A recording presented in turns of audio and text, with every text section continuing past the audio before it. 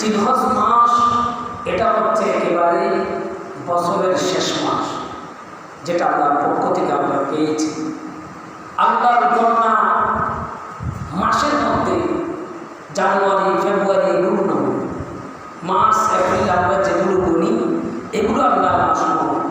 আল্লাহ পাক সুবহানাহু ওয়া তাআলা কুরআনুল কারীমের মধ্যে ইদ্দাতুশ শুহুর বলেছেন, অর্থাৎ এখানে যে মাসের নামগুলো বলেছেন সেগুলো হচ্ছে মুহররম থেকে একেবারে জিলহজ পর্যন্ত যে মাস রয়েছে গণনা করা হচ্ছে, এগুলো হচ্ছে আল্লাহর মাস। বলে সুবহানাল্লাহ। তো জিলহজ মাস আজকে শেষ জুমা, জানি না আগামী বছর আমরা জিলহজ মাসের এই জুমা পাবো কিনা, কারণ হায়াতের বাজেট শেষ হয়ে যায়, কারণ নতুন বছর শুরু হবে মুহররম মাস দিয়ে, এবং জিলহজ মাস আজকে যে জিলহজ মাসের জুমা যেটা যাচ্ছে এটা শেষ জুমা। মনে করতে হবে আমাদের বয়সও এভাবে শেষ হয়ে যাচ্ছে, জানি না এরপরে আগামী বছর এটা আমরা পাই কিনা, আমাদেরও শেষ। এটা আমাদেরকে ধারণা করতে হবে, আমাদের হায়াতেরও এভাবে শেষ সময়। এটা মনে করবেন যে এটা জিলহজ মাসের আমাদের থেকে আমাদের হায়াতেরও শেষ জুমা এবং জিলহজ মাসেরও শেষ জুমা, এটা আমাদের মনে করতে হবে। আল্লাহ যদি হায়াত দান করে তাহলে আমরা পাবো দেখি আবার একটা জিলহজ মাসের শেষ জুমা। এটা এক বছর পরে ঘুরে আসবে, যে এটা অনেক দেরি। ততদিনে কত মুসল্লি এখানে আপনারা আসছেন যাবেন, এখান থেকে কত মুসল্লি কবরের মধ্যে চলে যাবে, এটা হিসাব নেই। কারণ আগে গত বছর যারা জিলহজ মাসের শেষ জুমা পড়েছিল অসংখ্য বান্দা আজকে কবরস্থানের মধ্যে শুয়ে আছে। এই সপ্তাহের ভিতরে অসংখ্য বান্দা চলে গেছে কবরের ভিতরে, এখন কবরে বসবাস করতেছে। সুতরাং আমাদেরও এটা মনে করতে হবে হায়াতের শেষ জুমা। আমাদের সময় একেবারে এভাবে পার হয়ে যাচ্ছে, কিন্তু আমরা খেয়াল করতেছি না। আমরা আমাদের দুনিয়ার ব্যস্ততার মধ্যে রয়ে গেছি, কিন্তু আল্লাহ পাক সুবহানাহু ওয়া তাআলা ঘোষণা দিচ্ছেন, বান্দা তোমরা দুনিয়ার মোহে না পড়ে তোমরা একটু স্মরণ করো, কবরের কথা স্মরণ করো, মৃত্যুর কথা স্মরণ করো। তোমরা যেখানে আসর ঠিকানা তোমাদের কুল্লু নাফসিন যায়কাতুল মউত, মত এসে তোমাদেরকে যেখানে নিয়ে আসবে, এই আসর ঠিকানার দিকে একটু লক্ষ্য করো। বলুন সুবহানাল্লাহ। আর আমরা আসর ঠিকানার দিকে না ছুটে আমরা দুনিয়ার ঠিকানার দিকে ছুটতেছি। সুতরাং আল্লাহ পাক সুবহানাহু ওয়া তাআলা আমাদেরকে আল্লাহর কাছে যে যেতে হবে, সেখানে যে আমাদের শর্মিন্দা হতে হবে, আল্লাহর সামনে কিভাবে দাঁড়াবো, আমরা কিভাবে গুনাহমাখা হাত দিয়ে দাঁড়াবো, আমরা সেদিকে লক্ষ্য করতে হবে। কবরের মধ্যে আমরা কিভাবে ওই অন্ধকার জায়গার মধ্যে থাকবো, যেটা সাপ বিচ্ছুর জায়গা, যেটা যন্ত্রণার জায়গা, যেখানে লাইট নেই, যেখানে কোনো ফালন নেই। এখানে আপনার ফ্যান দিচ্ছেন, গরম করে ফ্যান লাগাই দিচ্ছে, ফ্যানের বাতাস খাচ্ছেন, এসির বাতাস খাচ্ছেন, ফালনের মধ্যে আপনি শুই থাকতেছেন। কিন্তু না না, এমন একটা জায়গার মধ্যে আমাদেরকে চলে যেতে হবে যেখানে নাই কোনো ফালন, যেখানে নাই কোনো ফ্যান, যেখানে নাই কোনো লাইট, যেখানে নাই কোনো আবহাওয়া। তো সেখানে যদি আপনি সেখানে কি নিয়ে যাবেন, সেখানে এমন একটা জিনিস নিয়ে যেতে হবে যেটার নাম হলো আমল। আমল যদি আপনি নিয়ে যেতে না পারেন তাহলে কোনো ফায়দা হবে না। কিতাবের মধ্যে পড়েছি,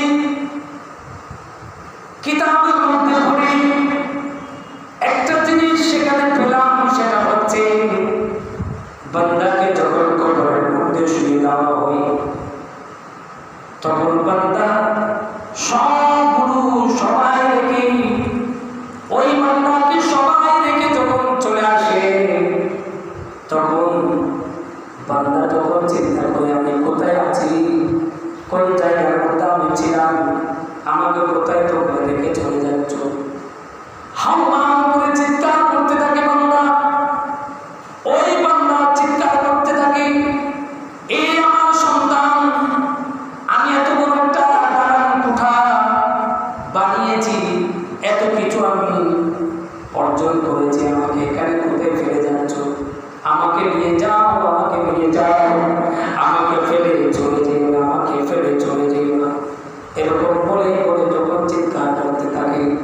তখন সাথে সাথে ওই বান্দা যখন একা হয়ে যায়, একা হয়ে যাওয়ার পরে যখন তার হিসাব নিকাশ সবগুলো যখন একেবারে কেউ হয়ে যায়, যখন হিসাব নিকাশ যখন শেষ হয়ে যায়, ওই মুহূর্তে আমার আল্লাহ পাক সুবহানাহু ওয়া তাআলা একটা সুন্দর একজন মানুষ তার কবরের মধ্যে, সুন্দর একজন পুরুষকে তার কবরের মধ্যে সঙ্গী হিসেবে পাঠিয়ে দেন। যে হলো সুবহানাল্লাহ। দেখেন ওই বান্দা পায়ের মধ্যে থাকি, আমাকে কোথায় রেখে চলে যাচ্ছ, আমি একা কিভাবে থাকবো, এই জায়গার মধ্যে আমি কিভাবে থাকবো। যেই বান্দা পৃথিবীর জমিনের মধ্যে, যেই বান্দা নামাজ আদায় করবে, যেই বান্দা রুকু করবে, সিজদা করবে, আল্লাহর হুকুম আহকাম মেনে চলবে, ওই বান্দার জন্য আল্লাহ পাক সুবহানাহু ওয়া তাআলা সেখানে একজন সঙ্গী পাঠিয়ে দেন, সঙ্গী পাঠিয়ে দেন কথা বলার জন্য। তখন তাকে ওই বান্দা জিজ্ঞেস করল, তুমি কি, তুমি কিভাবে এখানে আসলে? ওই বান্দা তখন বলে, ওই সুন্দর পুরুষ এটা বলে, এ বান্দা শুনে নাও, শুনে নাও, আমাকে আমার আল্লাহ পাঠিয়েছে। আমি কে জানো? পৃথিবীর জমিনের মধ্যে তুমি যে রুকু করেছিলে, তুমি যে সিজদা করেছিলে, তুমি কোরআন কারীম পড়েছিলে, তুমি যতগুলো আমল করেছিলে, এ বান্দা তোমার সঙ্গী বানিয়ে আমাকে তোমার কবরের মধ্যে পাঠিয়ে দেওয়া হয়েছে। চিৎকার দিয়ে বলুন না সুবহানাল্লাহ। সেখানে আমল আপনার সঙ্গী হয়ে যাবে। সুতরাং আপনি যদি আমল ভালো আমল করে দিতে পারেন তাহলে সেখানে ভয় নেই, আর যদি আমল করে না যান তাহলে ভয় রয়েছে। আমল করতে যদি না পারেন তাহলে কবরটা সংকীর্ণ হয়ে যাবে, সাপ বিচ্ছু বের হয়ে যাবে, এমন একটা সাপ বের হয়ে যাবে আপনার গলাকে জড়িয়ে ধরবে পুরো পা, এরকম সে কি করবে, পায় আপনার শরীরগুলো একদম সাপেটা পেঁচাই ফেলবে, পেঁচাই ফেলার পরে এমনভাবে মাথার মধ্যে জোবন দেবেন, হাওমাও করে আপনি চিৎকার করতে থাকবেন, কিন্তু কেউ আপনাকে বাঁচাতে আসবে না, কেউ আপনাকে বাঁচাতে আসবে না। এ বান্দা, এখনো সময় আছে পৃথিবীর জমিনের মধ্যে, যদি আপনি জান্নাতের সাথে, যদি আপনার কবরের সাথে যদি সম্পর্ক যদি করতে চান, হাদিসে পাকের মধ্যে রয়েছে পৃথিবীর জমিনের মধ্যে যে বান্দা আল্লাহর হুকুম মেনে চলবে, নাম কালাম মাতুন আরুস, ওই বান্দাকে বলা হবে দুলহা যেভাবে ঘুম যায় বাসর রাতের মধ্যে, তুমি সেভাবে ঘুমিয়ে থাকো, তোমার কবরকে আমি প্রশস্ত করে দিলাম, পৃথিবী পরিমাণ প্রশস্ত করে দেবে। আর যদি ভালো কাজ না করেন তাহলে সংকীর্ণ করে দেওয়া হবে। ভালো কাজ যখন, ভালো আমল যখন আপনি করবেন, সাথে সাথে আপনার প্রশস্ত করে দেবেন, জান্নাতের সাথে একটা সুগন্ধ দিয়ে দেবে, যেখান থেকে জান্নাতি হাওয়া আপনার কবরের মধ্যে আসতে থাকবে।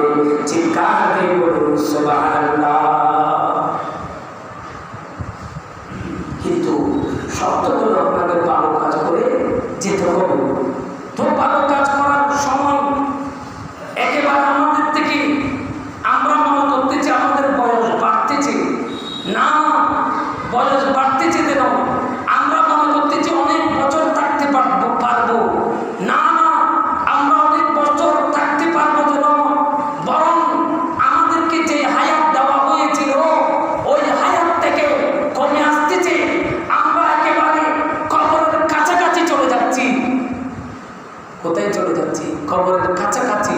কিন্তু আমরা মনে করতেছি না, আমি তো আরো একটু শক্তিশালী হচ্ছি, আমার এখন আরো একটু শক্তি বেশি হচ্ছে মনে হয়, আমি এখন দুনিয়াদারি সবগুলো সমান রাখতেছে মনে হয়। না, এ ধরনের নয়। আমরা যখন ছোট থেকে একটু একটু বড় হই, তখন যেরকম একজন ব্যক্তি দৌড়ে যেরকম গন্তব্যস্থলে পৌঁছায়, ঠিক তেমনি ভাবে হায়াতের মুখ দৌড়তে দৌড়তে দৌড়তে দৌড়তে আপনার কবরের দিকে যাচ্ছে। এদিকে আমাদের লক্ষ্য রাখতে হবে। কবরের দিকে যে আমরা যাচ্ছি, কিন্তু এটা আমরা অনুভব করতে পারতেছি না।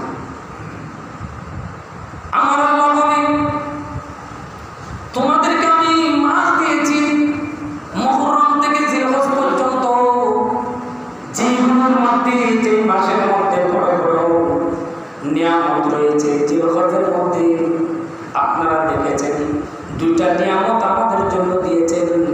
একটা নিয়ামত হচ্ছে কুরবানি, আর একটা নিয়ামত হচ্ছে হজ। আমরা হজ এবং কুরবানির মাধ্যমে আল্লাহর শুকরিয়া আদায় করেছি, শুকরিয়া আদায় করেছি। এগুলো নিয়ামত দিয়েছেন আল্লাহ। বলেন, এই আমার বান্দা, জিলহজ পার হয়ে যাচ্ছে, কিন্তু তোমরা ভালো আমলের পর্যন্ত কেন তোমরা ভালো আমলের দিকে তোমরা পায়রন্ডি হচ্ছ না, অভ্যস্ত কেন হচ্ছ না? এভাবে মাস যেভাবে শেষ হয়ে যাচ্ছে, আজকে যেরকম জিলহজ মাসের শেষ জুমা, ঠিক তেমনি ভাবে আপনাকে মনে করতে হবে আজকে আপনার জীবনের শেষ জুমা। এরপরে আসবে মুহররম। মুহররম আপনি পাবেন কিনা, মুহররমের জুমা আপনি পাবেন কিনা কোনো গ্যারান্টি নেই। আল্লাহ তাআলা যদি আপনাকে দয়া করে তাহলে মুহররম মাসে জুমার নামাজ আপনি পড়তে পারবেন। সুতরাং আমাদেরকে লক্ষ্য রাখতে হবে, আমাদের এটা শেষ জুমা। আমি মসজিদে ঢুকতে চাই না, এখান থেকে যে ঘরে যেতে পারবো এটা আমার কোনো বিশ্বাস নেই। কারণ হায়াতের যেটা রশি এটা আপনার হাতে রয়েছে। সেই জন্য তা আমি যে আয়াতে কারিমা তেলাওয়াত করেছি, আমি সেদিকে চলে যাচ্ছি। বিশেষ করে আমরা নামাজে অবহেলা করি। আমাদের মধ্যে একটা সবচাইতে বড় আমল, সেটার নাম হলো নামাজ। হাফিজু আলাস সালাওয়াতি ওয়াস সালাতিল উসতা ওয়া কুনু লিল্লাহি কানিতিন। আমার আল্লাহ বলে, বান্দারে, তোমাদের জন্য আমি এমন একটা জিনিস দিচ্ছি, সেটার নাম হচ্ছে সালাত, সেটার নাম হলো নামাজ, সেটার নাম হলো নামাজ। হাফিজু, প্রথম নাম্বার আমার একটা শব্দ ব্যবহার করেছেন, সেই নামাজকে তুমি হেফাজত করো, সেই নামাজকে তুমি যত্ন করো। এটা এমন একটা আমল, সর্বপ্রথম হাসরের ময়দানে যে আমলের হিসাব আপনার থেকে নেওয়া হবে, ওই আমলটার নাম হলো নামাজ। জোরে বলুন সুবহানাল্লাহ। আমার আল্লাহ বলে, এই আমার বান্দা, ওই নামাজের হিসাব আমি নেব। তুমি নামাজকে যত্ন করেছিলে কিনা, তুমি নামাজের পায়রন্ডি কতটুকু ছিলে, তুমি নামাজকে কতটুকু মহাব্বত করেছিলে, তুমি নামাজের যেই ওয়াক্তগুলো রয়েছে সেগুলো তুমি ফলো করেছিলে কিনা, প্রত্যেক ওয়াক্তের মধ্যে যথাসময়ে তুমি নামাজ আদায় করেছো কিনা। আমার আল্লাহ সেই জন্য বলেন হাফিজু, প্রথম নাম্বারে বলেন তুমি নামাজকে হেফাজত করো, যথাযথভাবে তুমি নামাজ আদায় করতে থাকো। জোরে বলুন সুবহানাল্লাহ। কিন্তু আমাদের নামাজের খেয়াল নাই, অনেকে আযান হয়ে যাচ্ছে কোনো খবর নেই, ফজরের আযান হচ্ছে কোনো খবর নেই, জোহরের আযান হচ্ছে কোনো খবর নাই, আসরের আযান হচ্ছে কোনো খবর নাই, জুমার আযান হচ্ছে কোনো খবর নাই। এরপরও আপনি ব্যবসা নিয়ে পড়ে আছেন, আপনি ঘরের মধ্যে আড্ডার মধ্যে পড়ে আছেন, বিভিন্ন কাজ নিয়ে আপনি ব্যস্ত আছেন। আমার আল্লাহ বলেন হাদিসে পাকের মধ্যে, রাসূল পাক সাল্লাল্লাহু আলাইহি ওয়াসাল্লাম ইরশাদ করেছেন এবং সূরাতুল জুমার মধ্যে আমার আল্লাহ ঘোষণা দিচ্ছেন, বান্দা, জুমার যখন আযান হবে তখন তোমাকে সমস্ত কাজ আমি আল্লাহ হালাল কাজগুলো হারাম ঘোষণা করে দিলাম, হারাম ঘোষণা করে দিলাম। তার মানে আযানের সাথে সাথে তুমি নামাজের দিকে ছুটে চলো। কিন্তু আমরা নামাজের মধ্যে আছি, নামাজে থাকলে আযানের সাথে সাথে নামাজে চলে আসতে হবে, দোকান পানি বন্ধ করে দিতে হবে। আপনার যত বড় কাজ হোক না কেন, সমস্ত কাজ বন্ধ করে দিয়ে আপনাকে মসজিদের দিকে চলে আসতে হবে। কেননা ওই হারাম কাজও এটা আমার আল্লাহ হারাম করে দিয়েছে, এটাও হারাম হয়ে যাবে। জুমার আযান শোনার পরে যদি আপনি বিন্দু পরিমাণ যদি কাজ করেন, কাজের মধ্যে যদি ব্যস্ত থাকেন, ওটা কি হয়ে যাবে? হারাম হয়ে যাবে। ওই ইনকাম থেকে যদি আপনি খান, এটা খাবেন যেটা হারাম। আর হারাম যদি আপনার পেটের মধ্যে এক লোকমা যায়, তাহলে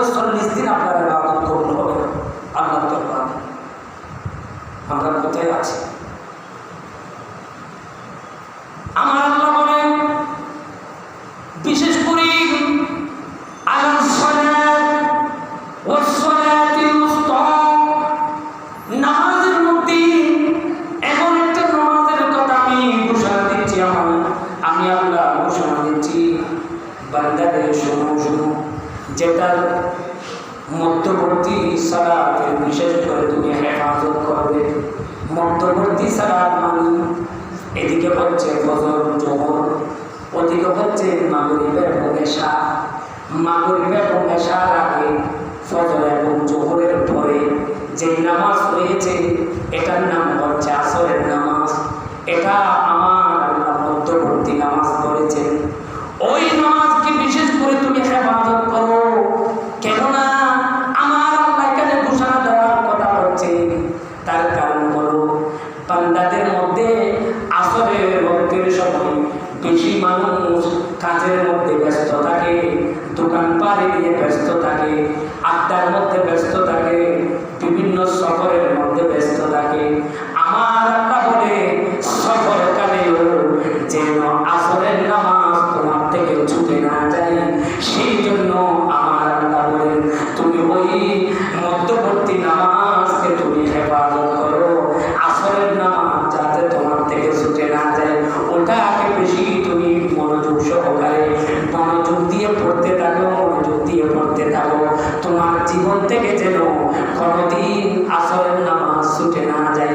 চিৎকার দিয়ে বলুন না সুবহানাল্লাহ। কি নামাজ? আসরের নামাজ। কিন্তু আসর কখন যায়? আসর তো অনেকের ঘুমিয়ে চলে যায়। জোহরের পরে এমন ঘুম দেয়, খাওয়ার পরে একেবারে ঘুমের মধ্যে আসর শেষ। আমার আল্লাহ সূরা বাকারার 238 নম্বর আয়াতে কারিমার মধ্যে আসরের দিকে গুরুত্ব দেওয়ার জন্য আমার আল্লাহ বলেছেন এটা গুরুত্বপূর্ণ নামাজ। এই নামাজ যেন আপনার থেকে ছুটে না যায়, এই নামাজ যেন আপনার থেকে ছুটে না যায়। নামাজের মধ্যে আমার আল্লাহ একটা জিনিস বেশি গুরুত্ব দিয়েছেন।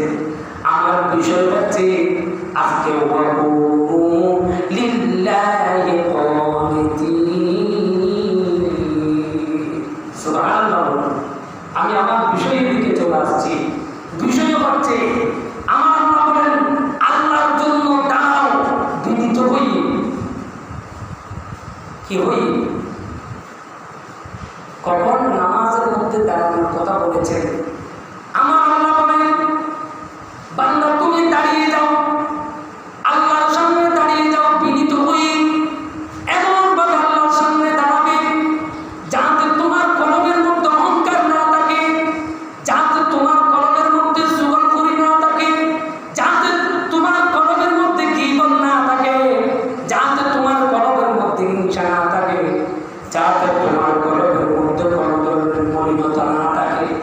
একমাত্র আল্লাহর তাওজ্জু তুমি দেখে, আল্লাহর তাওজ্জু আল্লাহকে মনোযোগ সহকারে তুমি কল্পনা করে এমন ভাবে তুমি দাঁড়িয়ে যাবে। আল্লাহ তোমার সামনে আমি দাঁড়িয়ে গেলাম, আল্লাহ তোমার সামনে আমি দাঁড়িয়ে গেলাম।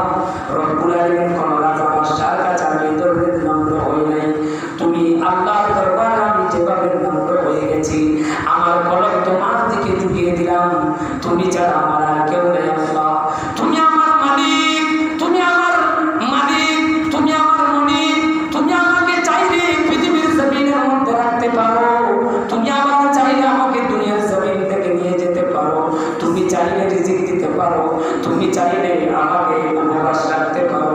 এরকম সবগুলো খেয়াল করে করে আমার আল্লাহর মহব্বত কলবের মধ্যে রেখে আপনি যখন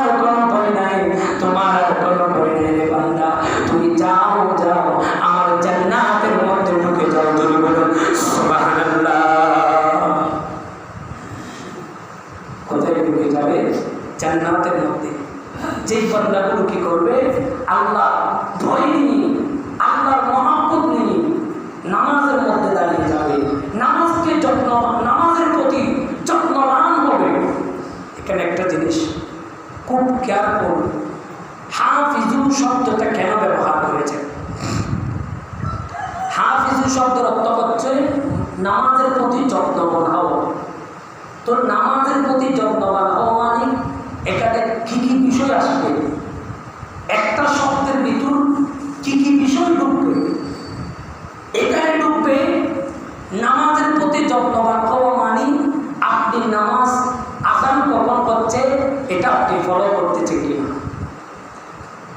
এবং ঠিকঠাক মতো নামাজ, প্রত্যেক নামাজ ওয়াক্ত মতো জামাত সহকারে আপনি আদায় করতেছেন কিনা। এরপরে এটা বাহ্যিক, আপনি যখন নামাজের মধ্যে আসবেন হাফিজুর ভিতর রয়েছে আপনি নামাজ আপনারটা সহি হচ্ছে কিনা।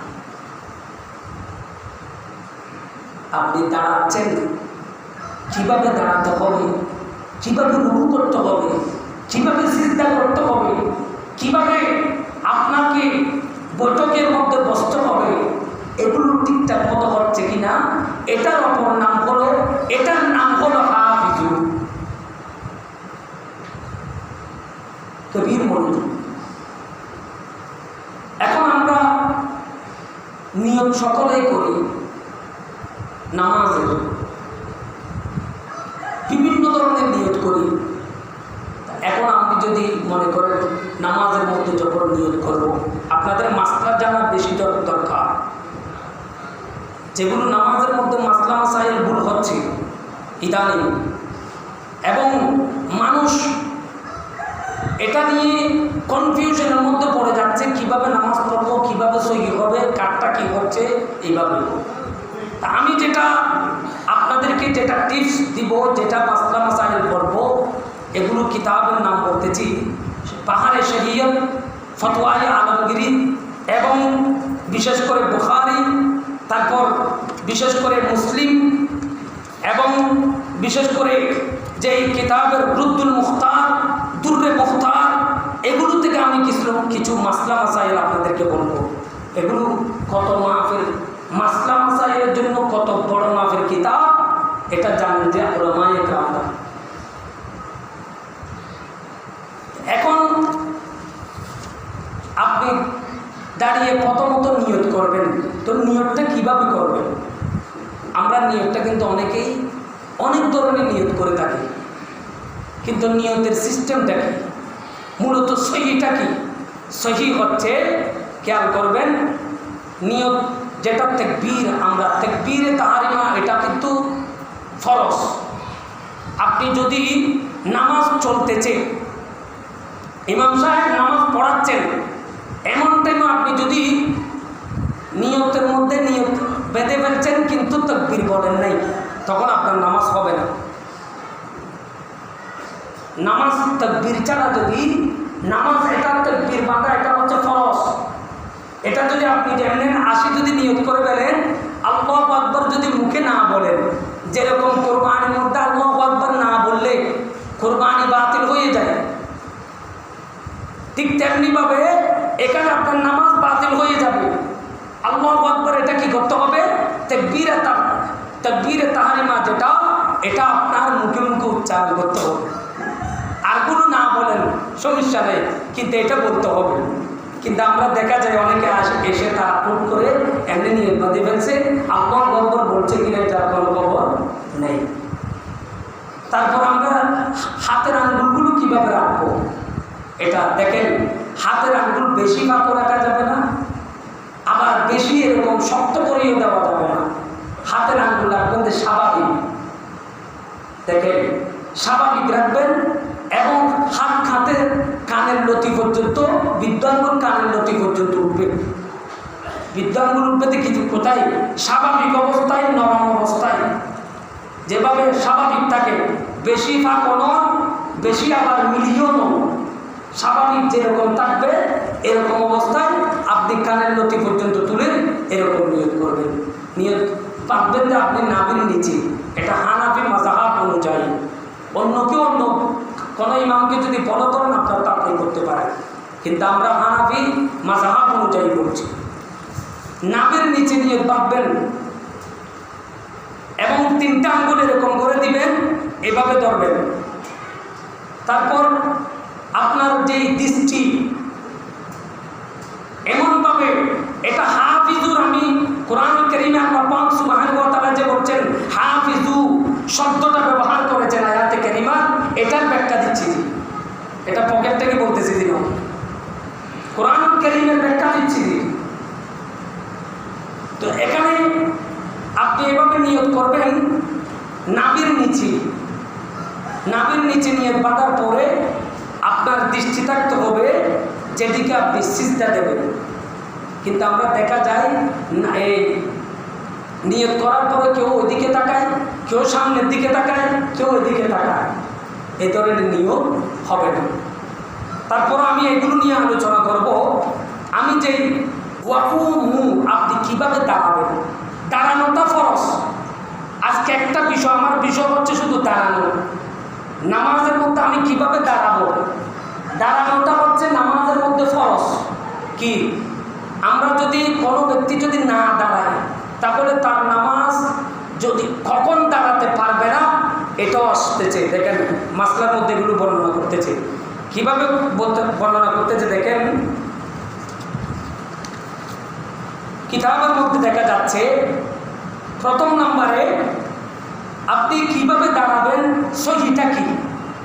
আমরা রুকু থেকে এরকম রুকুতে যাই, রুকু থেকে এরকম উঠি কিনা, উঠে কেউ এরকম উঠে না, মানে সোজা হয় না, একেবারে রুকু থেকে একটু করে উঠে সিজদার মধ্যে চলে যায়, আপনার নামাজ শেষ।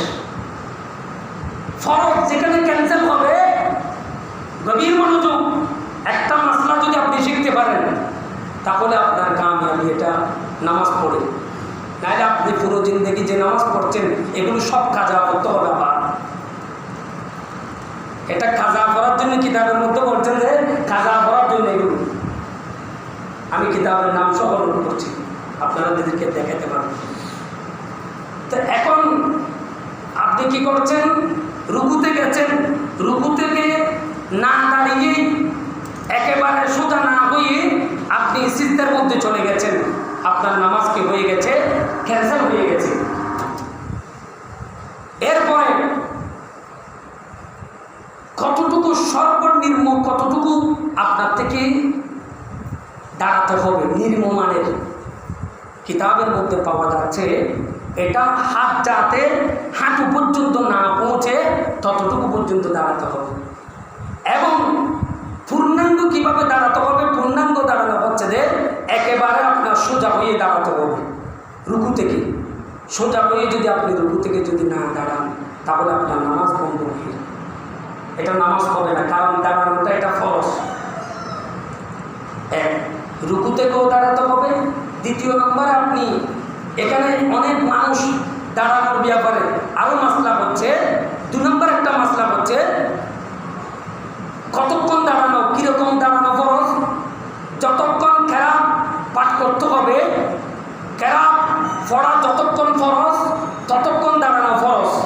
এই কিয়ামটা আমি কতক্ষণ দাঁড়াবো, কিছু কতগুলো কেরাত পড়া হচ্ছে দেখি ফরজ, আর কতটুকু কেরাত পড়াটা হচ্ছে তো ওয়াজিব। কতটুকু পর্যন্ত পড়া ওয়াজিব, কতটুকু পর্যন্ত পড়া বা সুন্নাহ। তো যতটুকু পড়া পর্যন্ত ফরজ ততটুকু পর্যন্ত দাঁড়ানোটা হচ্ছে ফরজ, যতটুকু পড়া পর্যন্ত ওয়াজিব ততটুকু দাঁড়ানোটা হচ্ছে ওয়াজিব, যতটুকু পড়া পর্যন্ত সুন্নাহ ততটুকু দাঁড়ানো পর্যন্ত দাঁড়ানোটা হচ্ছে সুন্নাহ। ততটুকু আপনাকে দাঁড়াতে হবে, মানে আপনার ফরজ এটা কতক্ষণ দাঁড়াতে হবে। এরপর আসতেছে আপনি যখন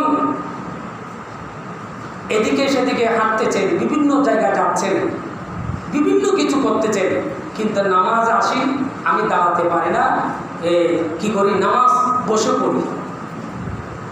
গভীর মনোযোগ, নামাজ এমনিতে কিতাবের মধ্যে যেটা আমরা পাচ্ছি এটা হচ্ছে নামাজ দুই ধরনের করে পড়া যাবে। একটা হচ্ছে যে একেবারে দাঁড়িয়ে পড়তে হবে, নাই তো বা একেবারে বসে পড়তে হবে। তো বসে কখন করতে হবে, দাঁড়িয়ে কখন করতে হবে, এটা হচ্ছে মাসলা। এগুলো হচ্ছে যখন আপনি একেবারে অভাব, দাঁড়ানোর কোনো সামর্থ্যই নেই। কিতাবের মধ্যে আমি যেটা এই কিতাবের যেগুলো নাম বলছি এখানে আমি পাচ্ছি, এগুলো সবগুলো বললে সময় ক্যাপচার হবে না, সেজন্য মূলটা বলে দিচ্ছি। কিতাবের মধ্যে এইভাবে পাচ্ছি, আপনাকে একজন মানুষ যদি অথবা লাঠি দিয়ে যদি আপনি ভর দিয়ে যদি আপনি দাঁড়াতে পারেন, তাহলে আপনাকে নামাজের মধ্যে দাঁড়াতে হবে। অথবা কোন একজন মানুষ যদি আপনাকে ধরে তুলে যদি আপনাকে দাঁড়িয়ে দিতে পারে, ওই অবস্থায়ও আপনাকে দাঁড়াতে হবে। তাহলে নামাজের দাঁড়ানোটা ফরজ। এটা যদি আপনার বাদ চলে যায়, নামাজে যদি আপনি না দাঁড়ান হবে না। বিশেষ করে ফরজের জন্য, ওয়াজিবের জন্য, ওয়াজিব নামাজ, ফরজের জন্য ফরজ নামাজ, এগুলো অবশ্যই দাঁড়াতে হবে।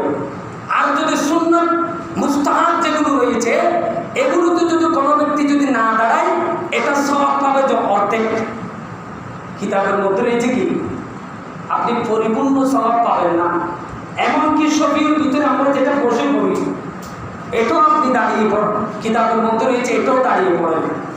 কেন দাঁড়িয়ে পড়বেন? এটা তো আপনার একই মাসলা। এটাতে যদি আপনি না দাঁড়ান, তাহলে সওয়াব পাবেন যে এটা তো অর্ধেক। বিতিরের নামাজের পরে আমরা যে 2 রাকাত শফিউল বিতির পড়ি, তারপর হচ্ছে, তাহলে বোঝা যাচ্ছে যে এরকম অফার করে আপনাকে তখন আপনি বসে পড়তে পারবেন। একেবারে উঠতে পারতেছেন না, একেবারে অফার লাঠি দিয়ে পর করে উঠতে পারতেছে না, তার জন্য বসে পড়াটা জায়েজ আছে। কিন্তু আর কারো ব্যক্তির জন্য বসে পড়াটা জায়েজ নেই, মানে নামাজ বসে পড়াটা কি নেই, জায়েজ নেই। তো যেখানে আরেকটা, যেটা আপনারা বেয়াদবি মাফ করবেন, আমি যেটা মাসলা এটা বলতে হবে, কেউ মনে কষ্ট নেবেন না। তো এখানে 2টা জিনিস, একটা বলছে যে ডাইরেক্ট দাঁড়িয়ে পড়তে হবে, নয়তো বা আরেকটা ডাইরেক্ট বসে যেতে হবে। তার মানে সেখানে চেয়ারে বসাটা ডাইরেক্ট নেই, চেয়ারে বসাটা কি নেই। যদি বা বলেন আপনি মক্কা শরীফে আছেন, মদিনা শরীফে আছে, আপনি কিরকম ফতোয়া দিচ্ছেন, এটা ওদের। মক্কা শরীফের মদিনা শরীফেরটা আপনি, মদিনা শরীফের মক্কা শরীফে এমনও মানুষ গেছে যাদের একেবারে দাঁড়ানোর সামর্থ্য নেই, তো তাদের জন্য তো জায়েজ আছে। আর জরুরত তবিউল মাহজুরা, আমি বলছিলাম তাদের জন্য জরুরত এটাই মানে না। সুতরাং আপনাকে দাঁড়িয়ে এই দাঁড়ানো অবস্থায় নামাজ পড়তে হবে, মানে দাঁড়াতে হবে। চেয়ারে বসে যদিও পড়ে, তাকে দাঁড়াতে হবে, অবশ্যই দাঁড়িয়ে নামাজ পড়তে হবে। দাঁড়িয়ে পড়াটা ফরজ। যে হেঁটে আসতে পারবে, বাজারে যেতে পারবে, বিভিন্নভাবে করে টুকটাক হাঁটতে পারবে, তাকে অবশ্যই দাঁড়িয়ে নামাজ পড়তে হবে, দাঁড়ানো ছাড়া নামাজ হবে। তারপর আমরা মাঝখানে যে, আমি এটা গত জুমাই বলেছিলাম, আপনারা এটা মুসল্লিদের জন্য সমস্যা হয়। আপনি মাঝখানে একটা চেয়ার আনছেন, আপনি চেয়ার যারা তারা পিছনে থাকবে, চেয়ার যারা তারা ছেটে থাকবে, এবং চেয়ার যারা মাঝখানে রাখবে তারা কি করবে, আবার যদিও বা মানুষ কম, ওই অবস্থায় আপনার আনতে হচ্ছে, তখন আপনি আবার যে জায়গা থেকে আপনি চেয়ারটা নিয়েছেন ওই জায়গার মধ্যে চেয়ারটা রেখে দিতে হবে। এটা আমরা ভুল করে থাকি, চেয়ারটা যেখানে আছে এখানে ফেলে রেখে যাতে যায়, কারণ এটাতেই ইমাম সাহেবের, মুয়াজ্জিন সাহেব যারা কাজ করে তাদের দায়িত্ব, ওরা এটা মনে করে না। এটা কিতাবের মধ্যে এটা নেই, কিতাবের মধ্যে এটাই আছে। সাহাবায়ে কেরামরা এটা করেছেন, একটা চুল যখন পড়ে থাকতো ওটা সাহাবায়ে কেরামরা পকেটের মধ্যে নিয়ে দিতেন। বিশেষ করে ইমাম হযরত আবু হুরায়রা রাদিয়াল্লাহু তাআলা, যিনি হাদিসের বিশাল, উনি বলছেন আমি কোন একটা চুল যদি ওই মসজিদের মধ্যে যদি একটা ছোট চুল যদি পড়ে থাকে, ওটাও আমি কি নিতাম, পকেটের মধ্যে নিয়ে দিতাম, যাতে মসজিদের কোনো ধরনের বিহরমতি না হয়। কিন্তু আমরা সেই মসজিদের বিহরমতি হচ্ছে এই ধরনের কাজ করে থাকি, ফ্যানটা চালিয়ে দিয়ে চলে যাই, কিন্তু বন্ধ করি না। আল্লাহ পাক এগুলো আলোচনা হবে ইনশাআল্লাহ, যেহেতু এটা দেরি হয়ে যাবে সেদিকে আর যাচ্ছি না। আমরা মাসলা মাসাইল সম্পর্কে যারা অবগত নয় এই বিষয়ে আমরা আলোচনা করব। আল্লাহ পাক